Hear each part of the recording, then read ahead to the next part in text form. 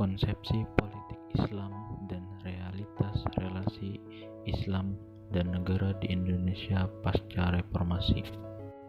Sedikitnya ada dua cara memandang Islam dan politik di Indonesia pada masa lampau dan mungkin hingga menjelang dan setelah reformasi.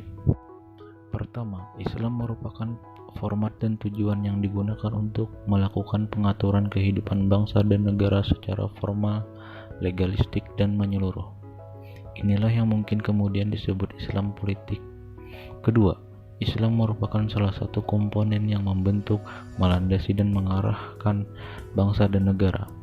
Inilah yang kemudian populer disebut Islam kultural. Pada realitas empiris, perkembangan politik Islam di Indonesia dapat dibicarakan melalui dua manifestasinya yang nyata. Pertama, sebagai ideologi, dan kedua sebagai perilaku-perilaku kultural yang mempengaruhi dan kekuatannya tetap mempunyai muatan politik.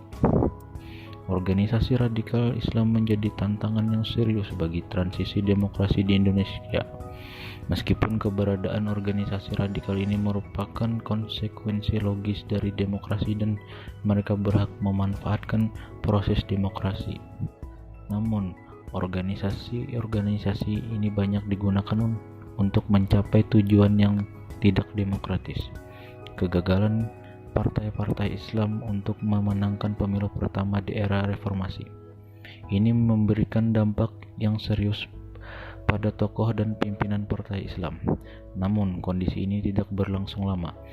Partai-partai Islam sepakat untuk berkoalisi dengan mengambil momentum terpolarisasinya dukungan politik untuk memilih presiden antara Habibie Partai Golkar dan Megawati PDIP. Era kejayaan partai-partai Islam di panggung kekuasaan itu ternyata tidak berlangsung lama. Pemilu tahun 2009 menjadi pemilu yang paling menyedihkan bagi partai-partai Islam. Kondisi ini semakin menguatkan banyak pendapat sebelumnya bahwa meskipun mayoritas bangsa Indonesia adalah Muslim, namun fakta itu tidak berkoalisi positif terhadap tingkat keterpilihan partai-partai Islam. Jika diamati dengan seksama, rangkaian perkembangan partai Islam pasca reformasi tampaknya ketidaksimetrisan jumlah pemilih Muslim dengan capaian perolehan suara partai-partai Islam, menegaskan tentang lahirnya fakta politik baru bahwa manifestasi politik Islam kontemporer di Indonesia semakin cair dan telah banyak menanggalkan politik yang simbiolistik. Fenomena itu menunjukkan bahwa sekarang ini sedang terjadi Islamisasi, tidak hanya dalam ruang publik, namun dalam ruang partai dan ruang politik Indonesia.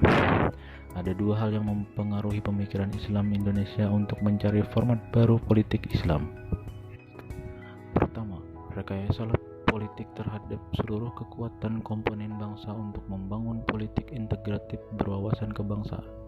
Kedua, adanya perubahan wawasan keagamaan dari umat Islam sendiri, terutama dalam hubungannya dengan konsepsi kenegaraan dan kebangsaan.